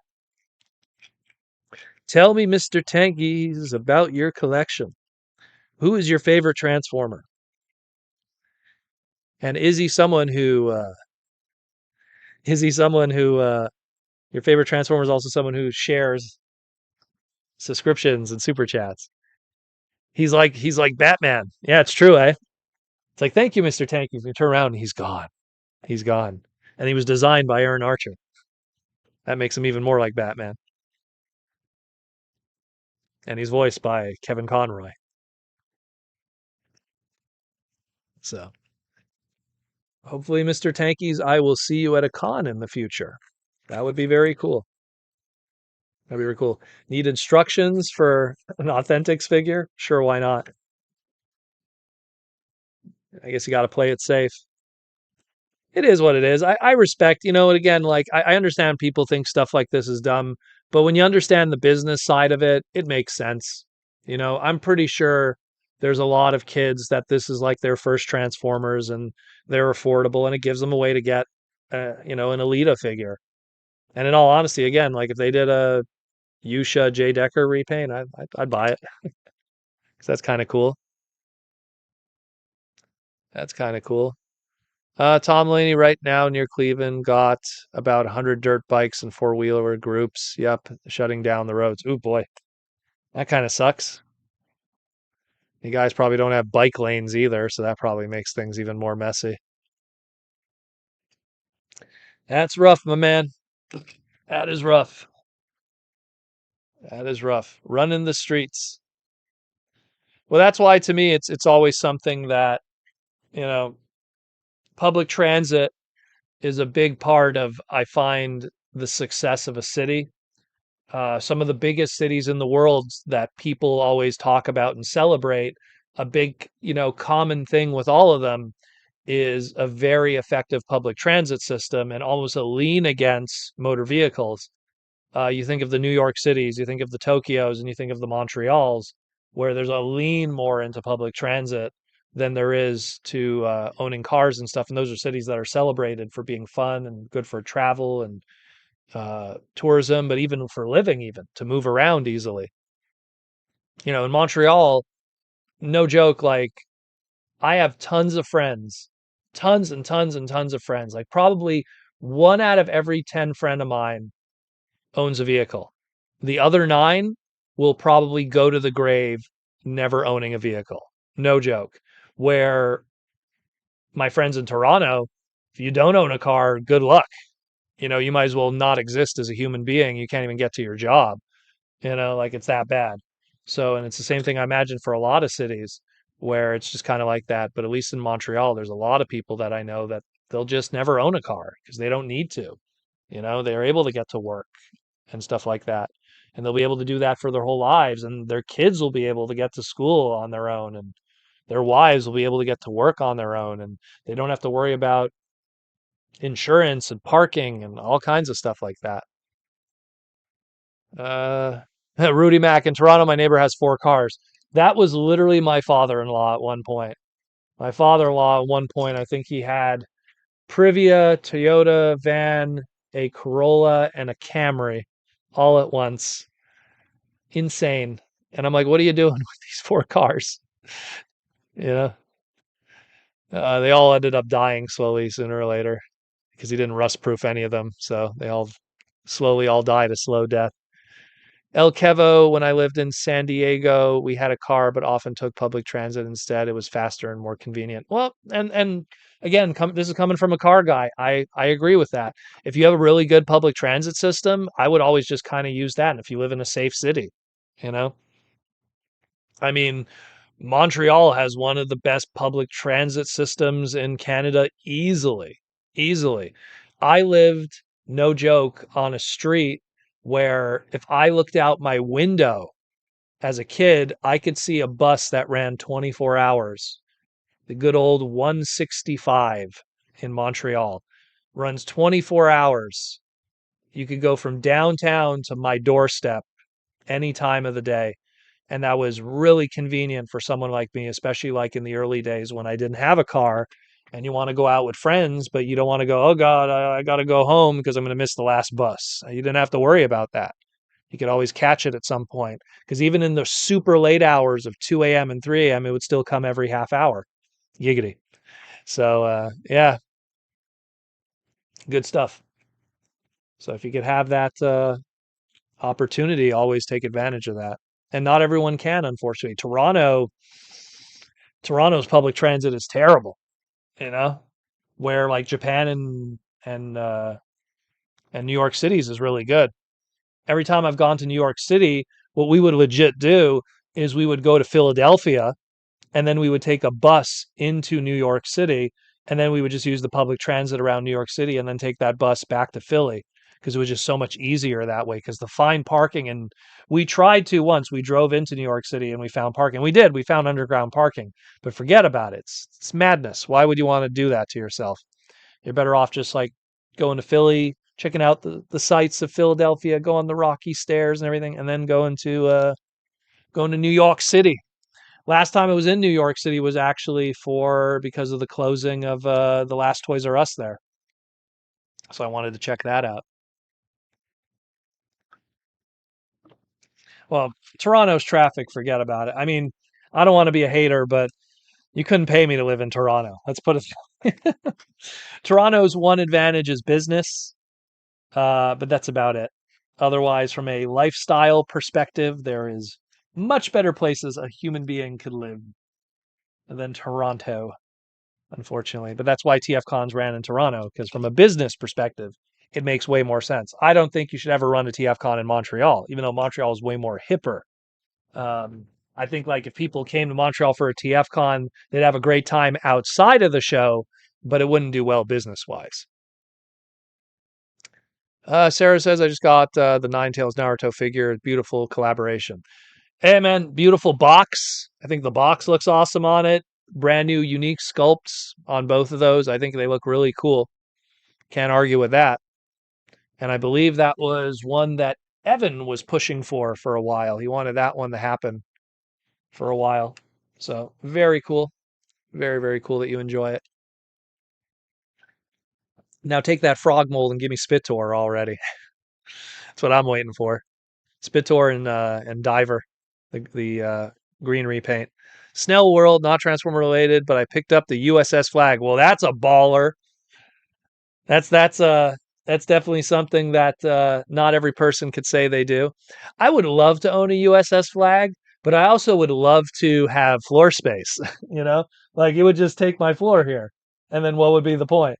So it's like if I had like an extra room that I could just be irresponsible with, then sure, I'll have a USS Flag. Why not? Why not? Why not? But yeah. We have a YouTube member to join. Welcome to the Minicons Next Verser. Welcome, welcome. Welcome to the madness. When are we going to see the Batmobile collab? I think New York Comic Con is when that's going to happen. I'll be honest with you, for sure. New York Comic Con is going to do some kind of. I think we're going to get because I knew that with San Diego, I knew that we were going to have the He-Man stuff for sure because there was a lot of He-Man celebration happening that same weekend with the foam swords and everything like that. So there was going to be some kind of collaboration with Hasbro with Mattel there. So for sure, New York Comic Con is probably where we're going to see Batman, and probably we'll see Batman and maybe even the other two He-Man releases, the Scareglow, Starscream, and Optimus Prime He-Man collaboration. Probably see those too. Uh, Nexiverse confirmed Rockman, aka Mega Man, will be joining the new Blokees toy line in 2025. That's what I heard a while back. There was an interview that they did. I want to say it was a South American convention, and one of the Blokees representatives confirmed that. I mean, if that's true, that's going to be amazing. I just hope that they, like think about it, right? If and this is a bad example because the Defenders is 12 in a case, but let's say it's 9 in a case, right? You could have Mega Man and all the Robot Masters of a game just in one wave. And then in the following wave, you could do Sniper Joe and then the other Robot Masters. And then in the next one, you could do Proto Man and then all the Robot Masters. And then in the next one, you could do Dr. Kozak and all the other Robot Masters. And I could go on and on. Like by just having 9 like sculpts, and that's not even counting chases where you could do like variant covers because then you could just like Mega Man's built for repaints. Like it's that you could do a million colors of Mega Man, the colors of the rainbow. So just easily, that's going to be like a home run and so easy to do. And again, Capcom has been licensing out the Mega Man toy brand to a lot of people, so that'd be really cool. Have it bundled in with my Mega Man comic? Well, that's only if they do X stuff. Although I might be doing original series stuff. Stay tuned for that. Classic Mega Man. We will see. Sarah, they changed the mutant Playmates Turtles is the reason why the collaboration isn't Turtles that transform into TMNT. Well, I don't know what's going on with that. I remember it's funny because there was a recent discussion with the licensing with Ninja Turtles. If you look this up, apparently both NECA and some other company, I want to say Jada, they're both doing at the exact same time, and this has never been done before. 2 companies at the exact same time are doing collaboration items of the same thing. Garfield Ninja Turtle crossovers across 2 different toy companies releasing at the exact same time. I think it's NECA and Jada. I could be wrong on that, and that's very weird. So I don't know. Maybe Playmates and Nickelodeon, dialing it back on some stuff because it's getting a little crazy how they're just throwing out the license to everybody. And now they're throwing out the license to people, and the licensors are doing the same ideas at the exact same time, and it's completely saturating the market. And that Garfield crossover one, that's crazy. Like imagine like if Mattel does a Transformers crossover with He-Man, and then Transformers Hasbro does a crossover with He-Man, and they're more or less the same product, and they release it at the exact same time under the same kind of labeling. Like that's nuts. That's crazy, and that's a real thing, you know? It's Boss Fight Studio and NECA. Thank you, Star Warrior. I mean, that's nuts. That's weird. Like I've never in my entire history of being a toy collector, I've never seen something like that before at the exact same time. That's that's like you're really like Nickelodeon is just going like, "Hey, anyone want TMNT?" Like they're just saturating it. And when you see something like that happens, that shows that the licensors and the creative consultants with the licensors are not even paying attention. And someone's going to get fired over that because that's crazy. That's like I've never seen something like that before. Look that up. I'm telling you, like it's so weird. It is so weird. Snell World, it would be cool if they would have had Transformer Battle Cat. I'm pretty sure they'll do a Battle Cat transforming one. They'll do like you know, what's his name there? They'll do like a Ravage or something. Or maybe not a Ravage, maybe a Cheetor. They'll do a Cheetor. Cheetor would work. Uh Actually Tigatron will look nicer though, with his teal. But either way. El Kevo, there's a lot of buzz around the Last Ronin live action movie, though. Yeah. I mean, look, hey, fiction could be separated from the licensing. Fiction could be having some cool stuff happening. Last Ronin figure, you know, that's still sitting on Walmart right now every time I go there. Could be cool. It's nice to see something different. I wasn't a big fan of the last movie, that Seth Rogen one there that they did. Wasn't a big fan of that one. Kind of missed the mark for me. Maybe it wasn't for me. Maybe it wasn't for like I wasn't the target demo, but I didn't feel it. Sarah here from the toy guy that they get the TMNT for display sets, and it's one of the cheaper licenses. I think he says $2,000 a year. That is impossible. $2,000 a year for the toy license for TMNT. That is impossible. There is no way it's $2,000. There is no way. You're trying to tell me that some people could literally take like their month's paycheck and get the TMNT toy license? There's no way. There is no way. A guy working minimum wage at $15 an hour, if he works a 40-hour work shift, could probably buy the Teenage Mutant Ninja Turtles toy license for the year. That can't be right. There, you put a zero on top of that. It has to be 20,000. Like, does Nickelodeon not realize how much a company has to benefit? Like, they need a little bit more investment than that. Like, geez, they can't be 2,000. El Kevo Mutant Mayhem was cool. I dug it, but I wonder it would feel on the rewatch. I don't know. I saw it once. I was kind of like, I don't know. I don't know. There sometimes I watch certain animated movies and they just reek of like corporate kind of stuff. Like you could just feel that this was written in a writing room where there was too many hands involved in the writing. Uh, that like there was this just recently they were talking. I think it was Red Letter Media was talking about the with Mr. Plinkett and the Star Wars sequels, and they were just talking about how like Star Wars, while it's trying to be everything, ends up becoming nothing. When you try to appease everybody, you end up making nobody happy in the process, and that's so very true. I mean, I don't want to go off on a tangent, but I think Star Wars has been dead for like a decade now, if not more. I don't care. Yeah, you might have this one show you like or something, but I think Star Wars as a whole, as a brand, outside of just reviving the merch side of it with original trilogy, and that's really what everyone's buying anyways, I think it's dead as a brand. It's going to survive as a zombie because a zombie is something that it's moving, it's walking, it smells bad, so we assume it's still alive. but a zombie is still dead. And Star Wars is a zombie brand, in my opinion.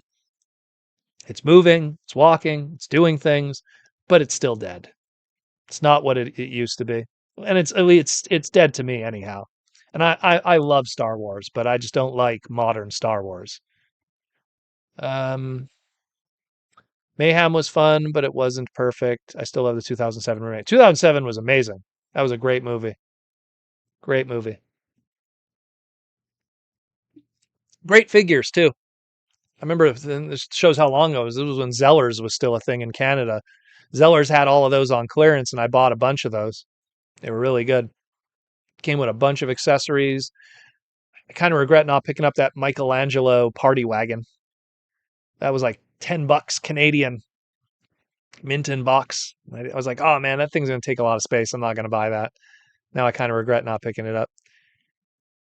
He says that's the reason there's so much saturation of TMNT merchandising, like di- diaper third party caps. What the? Oh my goodness. I hope that's not true, but I mean, the numbers don't add up because as someone who works with licensors with Transformers, like, I mean, I can't talk numbers, but it's not $2,000. It's not $2,000. Like you don't understand how little $2,000 is from a corporate level. Like even for like any company, any company. So like that's way too low. El Kevo TMNT has been pretty bankrupt. The first Nickelodeon show, but keeps going because does anyone really care? Well, you know what? The thing is that you have a lot of these legacy brands that and toy companies and these people who own these legacy brands, they know that a lot of it is still nostalgia. You know, a lot of the decisions they make is still based on we know that there is an adult collector audience still out there that'll foot the bill and pick this stuff up even if it's not good, you know. There's probably people who would buy, you know, Rise of TMNT and the Mutant Mayhem stuff just because, oh, it's a brand new Baxter Stockman figure, you know? So like they'll buy it from a completist standpoint or they really like a specific character. I mean, I like Slash from TMNT. I literally have his figure here on my my tower here. I love Slash from TMNT. And I mean if they made like a brand new Slash figure, I always pick it up, whether it be Super 7 or you know some of the other companies have done. NECA did a really good one recently, you know? Like I always pick those up because they're cool and I love that character. And it's kind of the same thing. If they would have done like let's say a Mutant Mayhem Slash and it was really cool looking, they maybe might have gotten a sale from me too. And I'm not like someone who's like, oh, I gotta get all these TMNT toys. I'm just like I pick and choose what I like. So it's something where the hardcore TMNT fans, I can only imagine that they engage in some of this product because it speaks to them because of characters they enjoy. Case in point, a guy like me picking up something that's clearly aimed at a younger demographic, but because I really like a unique Mirage figure, you know, so I could kind of compare to my own world. T-Formers 2002, TMNT 1990 is actually back in theaters right now for the 25th anniversary. Yep, and I heard that it made $3 million in its first day. So that speaks a testament to an old movie from good old Golden Harvest Productions to still be making money all those years later. And that movie is absolutely fantastic. I love that movie. Sarah, in Mexico back in the 90s, we have TMNT music cassettes and TMNT Splinters singing with the Machirachi bands, and they were officially licensed. Wow, okay, I never heard of that one. I know of some of the TMNT stuff because you have the Christmas tape, you have the original movie soundtracks on tape, and by tape I mean you know tape cassette, the old tape cassettes, not VHS. They had the Ninja Turtles coming out of your shell one, and then they did another one. There was a second music tape too. The reason why I know that because I have a friend of mine who's a big Turtles collector, and I know he has a whole bunch of those, and he has like the VHSs of it too. Big Bot Bodega. I always wish there would have done a Force Unleashed movie. Well, again, modern Disney has very different very different goals and demands when it comes to doing Star Wars now, and that's why most of it is kind of blah. Let's put it that way. The irony is Disney bought Marvel and Star Wars because for decades and decades, Disney was always like, we got to crack the code. We need to get boys to buy Disney products, and they don't buy Disney products. Girls only buy Disney products. How do we get boys? And Disney tried to get Power Rangers, and at one point they licensed Ninja Turtles back in the 90s. Like they were always trying to crack the code. And then they finally got Marvel and they finally got Star Wars, and they're like, all right, we got those. Now we could get the boys. We finally have the boys. We could get that boy money. And the first thing we're going to do is we're going to try to market to girls because we totally forgot why we bought these properties to begin with. So it's like, okay, you know, once again, if I was in those boardrooms, man, there would be people that would be fired so fast that just they don't know business. They really don't. They really don't. They're so up their own butt when it comes to achieving their own goals. It's like if I had to write a Transformer series, I would not put Hot Rod in it initially because I know the business side of it. I'm not going to let my own selfish needs overwrite what's good for business. But there are so many people that shouldn't even be there who aren't even qualified from a writing standpoint, from a business standpoint, from a marketing standpoint, from a financial standpoint, like from a sociology standpoint, which is very important too when you're talking all of those other things involve sociology. And yet they're there because of the nepotistic nature of that industry and how you have to have a certain group think, and that's the only way that you're going to succeed is you have to have the group think, and talented people don't end up in those spaces, unfortunately. And then it sucks, and then they point fingers at anyone else except the people who don't know how to do their job. I've been in some of those meetings and it's cringe as hell. It really is. And if I was like the ones in charge, those people would be gone. They would be gone. Go back to working at frickin' Burger King where you belong. I will have fries with that, sir. Kathleen Kennedy. I would have fries with that.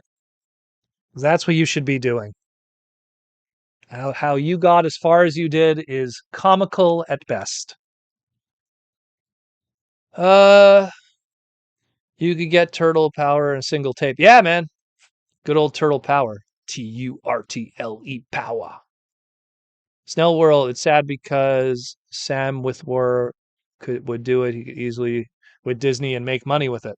Yeah, but you're not hired based on talent in some of those circles. That's just how it is. That's why sometimes you have certain individuals that get these directorial debuts, and then you go, who the hell is this person? You look it up and they have no credits. And you just go like, how did they end up on a Star Wars movie? Like, it doesn't even make any sense. How did they end up on a Star Wars movie? And it's like, yeah, you're in a situation where, sorry, one moment, I just want to get to right there. I want to miss that. But it's like, that happens a lot. It happens a lot, man. These people, like, just happens. Because they were the cheapest. Well, I do agree with that. That does happen. Sometimes I could say this without stepping on too many toes. When it comes to the comic industry, sometimes the people that get the gigs are not because of talent, but because they're willing to work for free. Not even cheap, free. And I could say that for Marvel. I'm not going to say who. I'm not going to say which books. You could figure that out on your own. But let's just say that has happened a lot. A lot. I'll do it for free. And then it's like, okay, we don't have to pay Chris Claremont or Frank Miller or anyone of actual talent here, or even Simon Furman. Hayden, no, see, but here's the thing about actors, right? Like, look, Luke Skywalker's Mark Hamill, he was an unknown at the time, It's different with actors because you have to go through auditions, and I'm pretty sure there's thousands of people that Hayden Christensen went up against before he got his role. He didn't just it wasn't handed to him. He had to apply, he had to get through for that. Where a lot of these more higher up positions, there was no vetting process. Let's put it that way. There was no like submitting your resume and seeing if you qualify for the gig. It's a little different. But yeah. We Need a Shadows of the Empire movie 2, played the game, read the book and the comics, made it based on Dash Rendar as the main character. Yeah, but that's the problem, is that good ideas like that, especially stuff from a time that unfortunately, due to certain circles, are labeled problematic. You know, someone like Dash Rendar is too masculine and too cool and too white male, and so that's not good enough. So I don't know if a Dash Rendar would survive in this day and age. The first thing they did with those sequel Star Wars movies is they took their rugged male character of Han Solo and run a lightsaber right through him. They made sure to get rid of him as quick as possible. And I'm pretty sure a certain Harrison Ford was more than happy to also fall to his doom. So, worked out that way. Lucas wanted Leonardo DiCaprio for Anakin. Well, but that didn't happen. And I'll tell you this right now. If Lucas wanted Leonardo DiCaprio, he would have gotten Leonardo DiCaprio. So obviously there was something deeper there going on. Because back then, especially during the sequels, Lucas got his way. You know, you could say what you want about George Lucas, but back then, especially during the prequels, he had his choices. He was able to do whatever he wanted. He was the one steering the ship. So, uh, it's not what you know, but who you know. Always, always, always. To a degree, to a degree, it's who you know to get the first job, but when you screw it up, who you know isn't going to save you. You know. Then all it is your legacy ends up being some Waterworld situation. Draco Rex with $2 super chat. TF1 Shockwave when? I hope so.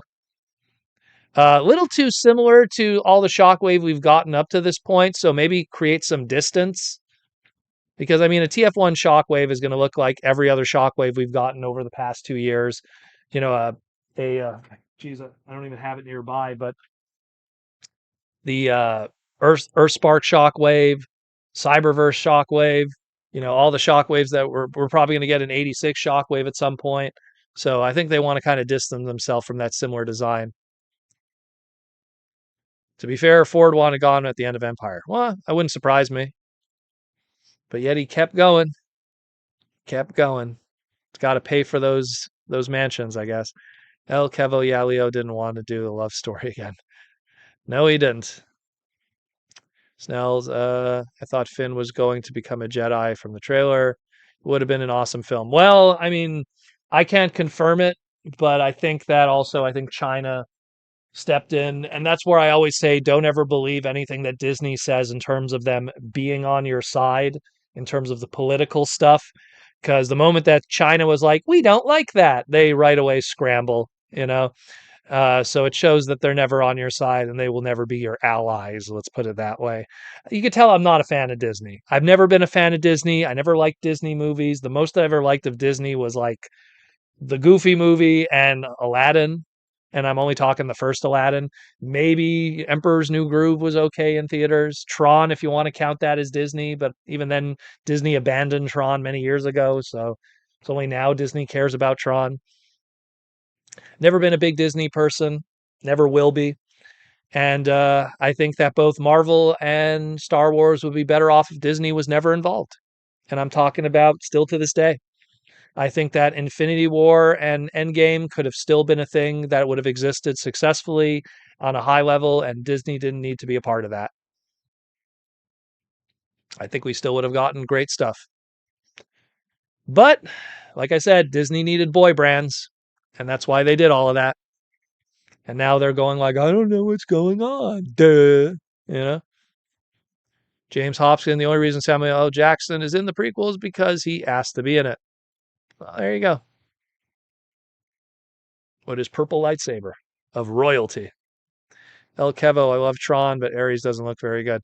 Well, again, Disney abandoned Tron many years ago. Legacy was okay, had a great soundtrack. Can't argue with that. Daft Punk is amazing. But Legacy was what it was. The TV series was what it was. It wasn't too bad. But they're now, much like Star Wars and everything else, they're going to keep those brands alive as long as possible, so they could keep the trademarks forever. And now Disney's like, oh right, we own Tron. There's another brand we're gonna milk until the end of time, until people just hate it, and we'll see how much money we could lose here.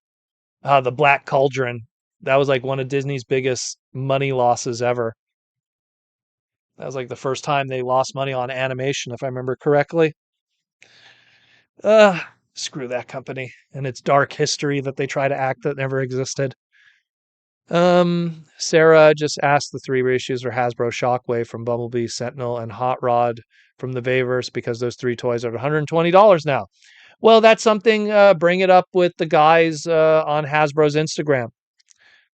Point out that those figures go for good money, and then they'll probably try to see if it could be slotted in for a reissue.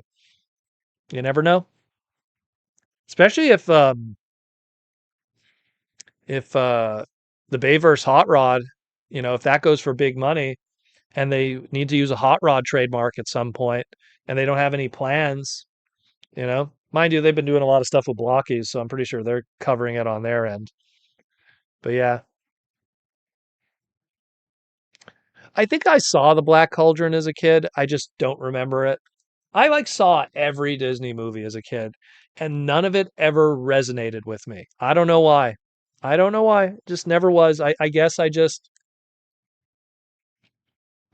don't know, maybe because living in Quebec and in Montreal, we also had anime growing up. And so you always had that alternative. And I wasn't a big movie person in general. I liked video games more.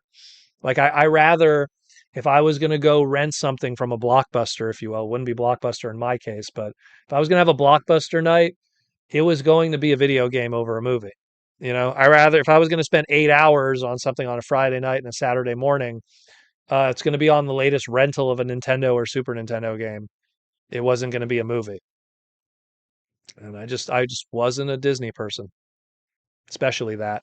And when you think about what kids would have rented, it would have been VHS copies of stuff that would have been television shows, which probably would have been at my disposal anyways because of television not being on TV, and movies that would have been mostly Disney based. I mean, gosh, I would rent the 86 movie anytime I could until I was finally able to buy my own copy when Kid Rhino did their version in 1996, I think it was. When they did the Kid Rhino version in 96 with Optimus Prime on the clamshell cover. You know, synchronicity. That's a quote from Duckman. Um, it seems like they care, or they're supposed to care more, like NIN doing the soundtrack. Oh, Nine Inch Nails is doing the soundtrack? Okay, I didn't know that. You mentioned twice in the trailer. Okay.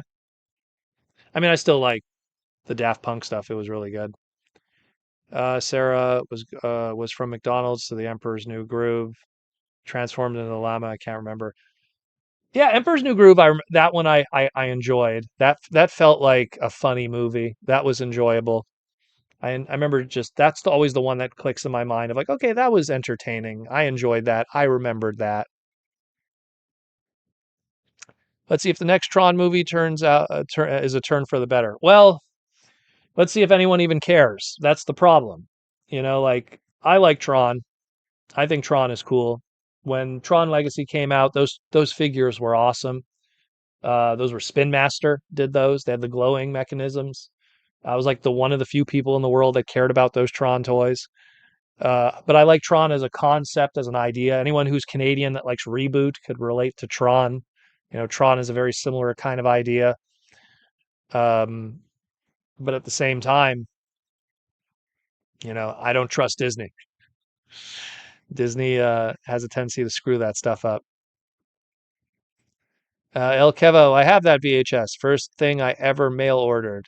Only way to get the swear word in the 90s. Yep, 86 movie was first swear word was in that Kid Rhino Optimus Prime one. That VHS, no joke, El Kevo. I used to bring that VHS with me all over the place to show people the 86 movie. And I still have that clamshell to this day, and it is beat up so bad because it's that cheap plastic that those clamshells are for the cover. And it would just, it would sit in my backpack and it would get crushed with books and stuff. But I used to bring it everywhere. And then when the first DVD came out from Kid Rhino, I think it was 2001, I want to say. It was the first DVD I ever bought. Shout out to Sci-Fi Anime because I bought it through them. They got it through their distributor for anime. And but I then once I got that DVD, that became my go-to to bring around everywhere. Uh, T-Formers 2000. Never been a huge on Tron. Saw the OG years ago. Thought it was okay. Yeah, it's a unique concept. It's a very 80s kind of movie. As someone who grew up in the arcade era and stuff like that, I like Flynn's Arcade. Jeff Daniels does a great job. Like it's a movie that it doesn't surprise me that it didn't find its success back then because it was really far out there. But it just had some unique things that I liked about it. I mean, how I saw it was on TV one day. I think it was The Wonderful World of Disney played it one night. And then I saw it and I was like, oh, that's cool, you know. And I've always liked Tron, but a lot of the other Disney movies just, never spoke to me. I mean, if you want to count like Herbie the Love Bug from the 60s, I guess I'll put that in there. But then it sounds like I like more of that more live action kind of Disney stuff. And I'm not talking about modern live action Disney. That's all remakes. I'm talking more original ideas. Uh, yeah, the clamshell El Kevo, it never holds up. It dries out and it cracks. It is what it is. Mine, I'm more guilty of just lugging it around, if anything. Uh, where are we at here? I remember when it came out. Hey, I play games better than anyone. Yeah, I liked that. Jeff Daniels' character Flynn was like an arcade like wizard, and he owned an arcade, and he had like a studio apartment that looked over the arcade. That's always like when you're a teenager, that's like a dream. Like, oh my God, you own an arcade and your studio apartment looks above the arcade and stuff. It's like it's kind of cool. I dug that. And then again, Tron Legacy, I didn't hate it. It wasn't like amazing movie either, but I didn't hate it, and the toys were cool. So and they made a whole bunch of die casts too. I got that big die cast holder, so it was awesome. I liked it. And again, amazing soundtrack from Daft Punk. Fantastic sound. The Grid, amazing opening song. The Grid. The Grid. A biological entity. Black Hole, all I know of Black Hole was I remember um, buying a Transformer collection and this weird hover red robot being in it. We're talking like the 90s. I bought a collection and there was Maximilian, the robot was in that. And I ended up learning what Maximilian was because of researching what that little robot was because it was a cool robot. That's all I saw. And then I didn't see the movie until years later when it played on, I think it was Space Television here in Canada. They played it. And I was like, okay, I could see it's kind of cool. Maximilian's kind of crazy, just impaled that guy. Uh, but yeah, it is what it is. Dylan, you come when we got, gosh, like only a couple minutes left, not even. Jeez. My phone didn't want to type any of those words. It's okay. It's cool, man. It was ahead of its time. Yeah, it almost seems like something Disney would have not done. David Cabal. No, this isn't happening. There's no reason for me to go on. What am I? David Cabal is quoting Zero from X4. What am I fighting for? People always ask me, they're like, what am I going to do with the X4 comic books when I get to that? Well, I will say that I will get to it sooner or later, but if you factor in the math, it's like 8 issues to do one game, and that's not counting if I do in between stuff too, like Extreme and everything. It's going to take me like 3 years before I get to the X4 comics. So you'll have to just stick with the X1 story for at least for the next 6 to 8 months for now. Stay tuned for that. So yeah, yeah. No plans for a transit figure yet? Well, I don't know. I almost kind of not want transit to happen now because Mark was like joking about it. If you go check my interview that I did with them, Mark's like, we got to put a little Proto Man written in Cybertronian on the side because transit is actually based off of a Montreal city bus. So now he wants to put Proto Man written in Cybertronian on it somewhere. And I don't want it. Now I don't want it to happen because that's going to be so cringy. Like, oh God, you don't want that. You don't want that. People are going to be like, what's this? What's this Proto Man? What does that mean? You've been deep diving on Proto Man's X series. Well, thank you, David Cabal, for being a fan. Thank you for picking up the book. More to come in the future. The Zero book should be out right now, written by Ian Flynn. So that should be out soon. And art by Hanzo. And then we have the Matt Moylan book, written by Matt and drawn by Mick Fong. No, not drawn by Mick Fong, drawn by Dax. He's going to be doing that one. And then the Mega Man Legends book is going to be David Oxford and art by Mick Fong. That's the one I'm really looking forward to. I'll be honest with you. As a fan, I want to read David Oxford's Mega Man Legends book. I want to see what he's going to do because apparently they're all not done yet. So I would have just asked for like a behind the scenes copy, but nothing's ready yet. But I really want to read that one. I'm very curious because I love Mega Man Legends. And I just want more of that. Unfortunately, it didn't sell well, so that's why it is what it is. Was there any X comics in the past? Only mangas, only Japanese mangas, and I mean, Ian Flynn did a little like micro spin-off thing that didn't really go anywhere, but there was full manga stories. But the manga stories, while they were based on specific video games, they really veered off the course of what the story was. So it wouldn't be so much about fighting Chill Penguin as so much of like, oh, like there's this other character and he's dying and it's in the Chill Penguin stage and we got to do all this stuff. It kind of steered off course. The only good thing about the X manga versions is they introduced an original female character, which was a good thing because if you look between X1 and X3, there is no female characters in that. That's why, like in my version, I kind of create two new ones because there is none. Like Iris really is kind of like the first female of the X series, and then you get Alia and Layer and Cinnamon and Nana and Marino and all of that stuff afterwards. But that's all after X4. So sorry to go on a Mega Man rant here for a moment, but just kind of give people what's going on that. Have you ever hear back from Josh Perez if he's going to be at Chicago? Remember asking a few weeks back. He doesn't know yet. He does not know yet. He is planning maybe something, but he's not sure yet. Chances are, if he doesn't do Chicago, then I will speak for him. He will 100% be at LA. Because if he skips Chicago, then that means he's planning for LA. And I mean, I'll be honest with you, if I was an artist and I was going to only do one show, I mean, let's be real, LA is where it's at, you know? So, but we'll see. I'll ask him again, like for an update if he knows. Last week he said he wasn't sure yet.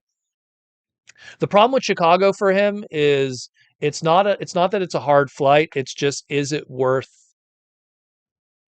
the travel. Did I say Jeff Daniels instead of Jeff Bridges? I apologize. Did I say Jeff Daniels? Oh, sorry. From I think Jeff Daniels is what's his name from what's it called? That's from what's it called there? No, that's Daniel Stern from I'm bad with actors. Oh, am I bad with actors? That's Daniel Stern from Home Alone. Yeah, David Oxford's a Torontonian. He's from Toronto. Him and his wife Nadia. They're two cool dudes. They've come to a few TF cons in the past. James. So what is What is your after stream snack? Melba toast and Havarti pepper cheese, actually. We buy Cracker Barrel, not Cracker Barrel. What's the brand that we buy? It's like a Canadian brand. Oh, Black Diamond. We buy Black Diamond like cheese, and it has like peppers in it. I forget which peppers is it. Habanero, not Havarti. Habanero. Habanero peppers in it, and I have it with Melba toast sometimes as a little late night snack. It's good. Jeff Daniels is from Dumb and Dumber. Thank you, sir. I love that movie. I love that movie. Jim Carrey movies are amazing.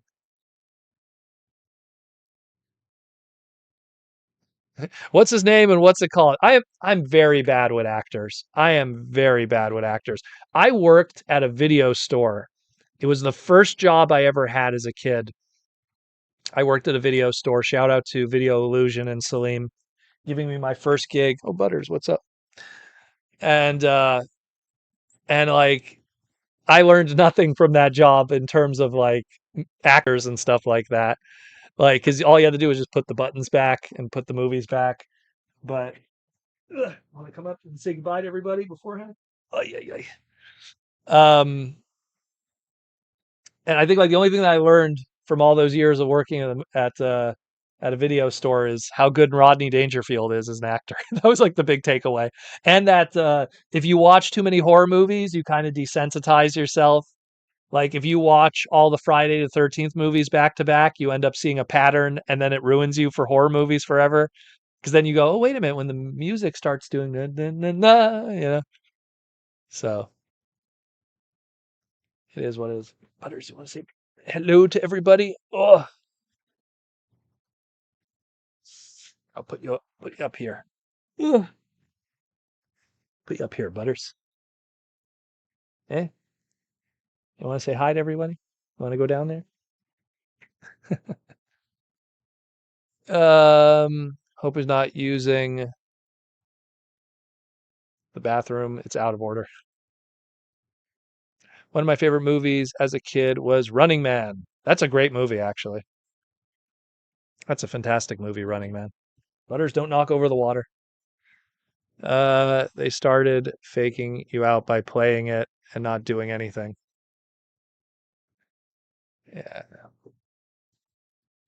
Yeah, probably modern movies are like that now, but back in the day, it was a different story. So, Butters, you want to go?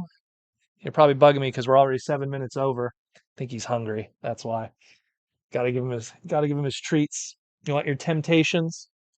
What I do is we have dehydrated chicken, so we like put that in. We give him a couple of temptations. He lives the good life. Hey, sir. Hey, sir. You live the good life. Anyways, we're out of here, guys. Thank you again for all the love and support. Again, we're gonna call it quits for tonight. And as always, again, if you want to continue supporting the podcast, we have that Patreon link down there. Come join us in the Discord. We had a whole bunch of people that joined last week, and we're always doing good stuff at the Discord, hanging out, sharing sales and deals and stuff. I'll answer this very last question, and then we will call it quits. Sarah says, your dream was to write for Mega Man. Mine is to write Beast Machine's prequel about what happened when Megatron arrived on Cybertron and how he took it over. Well, you never know. Those opportunities might present themselves in the future. I always feel that if you ever have a goal or a dream or ambition, go for it full throttle because you never know what'll happen. I mean, I got lucky in life. I got to write for Transformers. I got to write for Mega Man, two of my favorite brands in the world. The only one that I think like if I could write for Dragon Ball, I'd have the Triforce. I'd be like, oh man, if I could write for or for like Super Mario or something. Like if I could do like Super Mario comics, like that would be like the only other one that'd be like, man, then I've done it all, in my opinion. Like I could write for a whole bunch of other stuff easily, but like in terms of like that'd be really cool. Sonic acting, yeah. My cat for sure. He's probably like, this cat, I'm telling you, let me just I'll move this in so you guys can see him. This cat, I'm telling you, he's probably wondering like, this guy just talks to himself for like 2 hours. You're all antsy now, aren't you? You want to get out of here?